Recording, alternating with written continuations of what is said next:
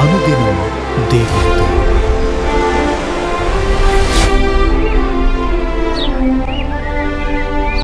Praise the lord. అనుదినం దేవునితోనే కార్యక్రమాన్ని చూస్తున్న మీ అందరికీ మన ప్రభు అయిన రక్షకుడైన యేసుక్రీస్తు ఘనమైన నామంలో వందనాలు. ఈ ఉదయకాలం దేవుని వాక్యం చూసుకుందాం.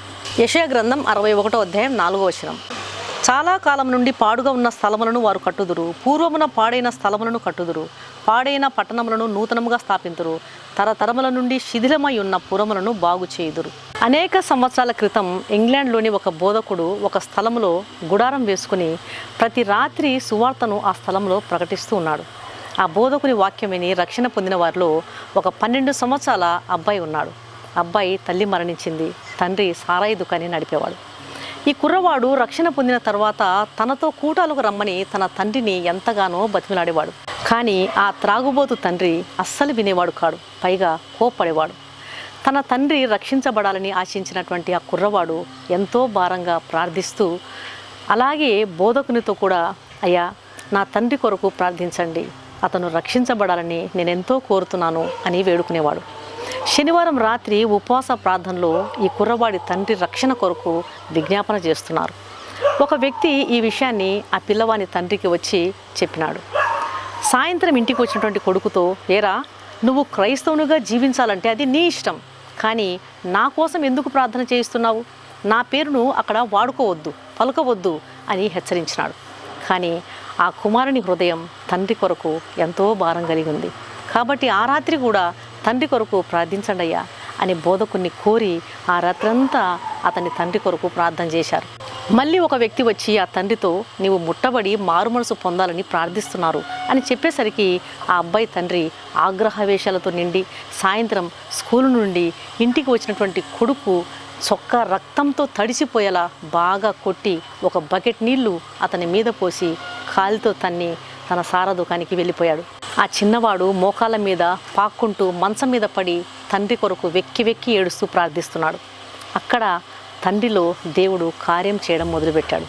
ఆ తండ్రి తాను చేసిన దానికి చింతిస్తూ ఆ రాత్రి ఇంటికి వచ్చి తన కుమారుని గదిలోకి వెళ్తే తన కుమారుని బుగ్గల మీద ఇంకా కన్నీళ్లు కారుతూ ఉండడాన్ని చూసి మోకాళ్ళ మీద పడి, నా కుమారుడా, నేను చేసిన దానికి చింతిస్తున్నాను, ఇంకెప్పుడు అలా చేయను, నువ్వు నిజంగా క్రైస్తవుడివేనా అన్నాడు.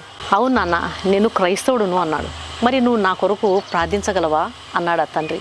వెంటనే ఆ చిన్నవాడు సంతోషంతో తండ్రి మెడను కౌగిలించుకొని, తప్పకుండా ప్రార్థిస్తాను నాన్న అంటుంటే ఆ తండ్రి, నేను నిన్ను ఇంతగా హింసించిన తర్వాత కూడా నా కోసం ప్రార్థిస్తావా నాన్న అంటే ఆ చిన్నవాడు, అవును నాన్న, నేను నీ కోసం ప్రార్థిస్తాను, కళ్ళు మూసుకో, మోకరించు అని చెప్పి, ప్రియమైన యేసయ్య, నా తండ్రిని రక్షించు తండ్రి, మా డాడీ క్రైస్తవుడు కావాలని నేను ఎంతో కోరుతున్నాను అని ప్రార్థించాడు.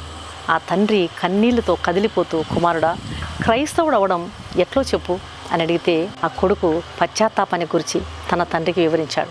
శిలువ ప్రేమను వివరించాడు. శిలువలో యేసు చూపిన ప్రేమను గురించి, ఆయన శ్రమలను గురించి మాట్లాడుతూ ఉండగానే ఆ తండ్రిలో పశ్చాత్తాపం మొదలైంది.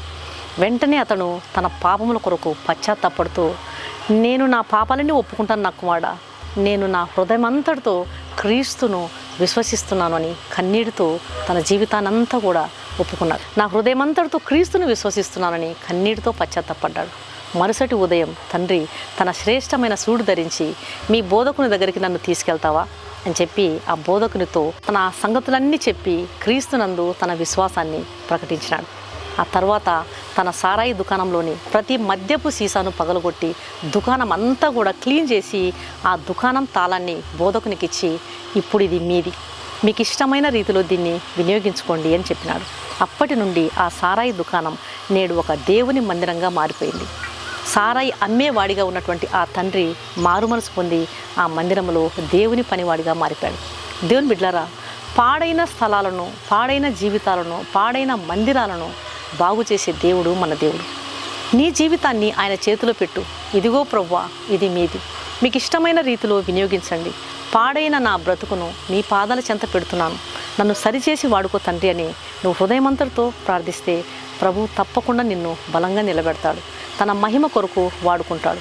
పిల్లలు మార్పు చెందాలనుకుంటున్నావా? ఆయన పాదాల చెంతకు నీ బిడ్డల సమస్యను తీసుకుంటారా. ఇదిగో ప్రభువా, మీరిచ్చిన బిడ్డలు, వీరు నీవారు, నీకు ఇష్టమైన రీతిలో వీరిని వాడుకోండి తండ్రి అని ప్రార్థిస్తే ప్రభు తప్పకుండా సహాయం చేస్తాడు. దేవుడి వాక్యాన్ని దీవించునుగాక. కళ్ళు మూసుకోండి, ప్రార్థన చేస్తాం. పరిశుద్ధుడైన తండ్రి, నీకు వందనాలు ప్రభువా. ఈ ఉదయకాల సమయంలో మీరు ఇచ్చినటువంటి శ్రేష్టమైనటువంటి వాక్యాన్ని బట్టి నీకు వేలాది స్తోత్రాలు నాయన. పాడైనటువంటి స్థలాలను తిరిగి కట్టే భాగ్యాన్ని మీరు ఇస్తున్నారు.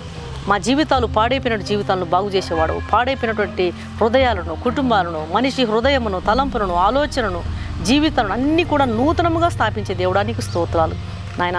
ఏ రీతిగా చిన్నవాని విశ్వాసము తండ్రి జీవితాన్ని మార్చేసింది, ఆ రీతిగా నా ప్రభువా పాడైనటువంటి కుమారుల కొరకు, పాడైనటువంటి తండ్రుల కొరకు, భర్తల కొరకు, బిడ్డల కొరకు, జీవితాల కొరకు మీ సన్నిధిలో పట్టు వదలక ప్రార్థిస్తే తప్పకుండా మీరు కార్యం చేస్తారు అనేది ఈ ఉపమానం మాకు ఎంతగానో ఉపయోగపడుతుందయ్యా. దయచేసి వాక్యం వింటున్న ప్రతి ఒక్క బిడ్డను మీరు దర్శించండి తండ్రి. మార్పు లేని వారి కొరకు తమ సమస్యను నీ పాదాల చెంత పెట్టి విశ్వాసముతో ప్రార్థించి వారిని రక్షణలోకి నడిపించుకున్నట్టుకు మీరే కృప చూపించండి. ఒకప్పుడు సాతాను రాజ్యమును కట్టే విధంగా ఉన్నటువంటి దేహాలను ఇది మీ దగ్గరికి తీసుకొచ్చి, ఇదిగో ప్రభువా ఇది మీది, మీకు ఇష్టమైన రీతిలో దీన్ని వినియోగించుకోండి చెప్పగలిగినటువంటి భాగ్యం ప్రతి బిడ్డకు మీరు దయచేయండి. పాడైపోయిన బిడ్డలు నీ సన్నిధి తీసుకురావాలి, పాడైన జీవితాన్ని నీ సన్నిధి తీసుకురావాలి. ప్రతిదీ నీ చిత్తం, నీ కృపై ఉన్నది నాయన. కాబట్టి సమస్తమును నీ పాదాల చెంతకు తీసుకుని వచ్చి, ఇదిగో ప్రభువా నా బిడ్డలు నీ వారు నాయనా, నా జీవితం నీది ప్రభువా, నీ రాజ్యం కొరకు దీన్ని వాడుకో ప్రభువా అంటే తప్పకుండా మీ చేతులకు తీసుకొని మీ మహిమ కొరకు వాడుకుంటారు నాయన. దయచేసి వాక్యం ప్రతి ఒక్కరిలో ఫలించుటకు సాయం చేయమని యేసు నామమున అడిగి వేడుకుంటున్నాను తండ్రి, ఆమేన్. ఈ వాక్యం విన్న ప్రియమైన దేవుని బిడ్డలారా, దయచేసి దేవుని వాక్యం అనేకులు విని మేలు పొందే విధంగా దేవుని వాక్యాన్ని షేర్ చేయండి, ఛానల్ని సబ్స్క్రైబ్ చేసుకోండి. మీ ప్రార్థన అవసరాలను కామెంట్ సెక్షన్లో తెలియజేసినట్లయితే మీ కొరకు తప్పకుండా ప్రార్థన చేస్తాం. ఈ వాక్యం విన్న మీలో ఇంకా రక్షించబడని వారు ఎవరైనా ఉన్నట్లయితే దయచేసి క్రీస్తు ప్రభువారికి మీ హృదయాన్ని ఇవ్వండి. పాపులను రక్షించడానికి ఆయన ఈ లోకానికి వచ్చాడు. తన పరిశుద్ధమైన రక్తాన్ని కలువరి శిలువలో కార్చినాడు. ఆయన రక్తంలో కడుగుబడితేనే ఒక పాపికి రక్షణ, నిరీక్షణ, పాప క్షమాపణ, నిత్య జీవం దొరుకుతుంది. కాబట్టి ఆయన ఇచ్చే ఉచితమైన రక్షణను స్వీకరించండి. ఆయన ఆహ్వానాన్ని తృణీకరించవద్దండి. ప్రభు మీ ఆత్మను రక్షించునుగాక. God bless you.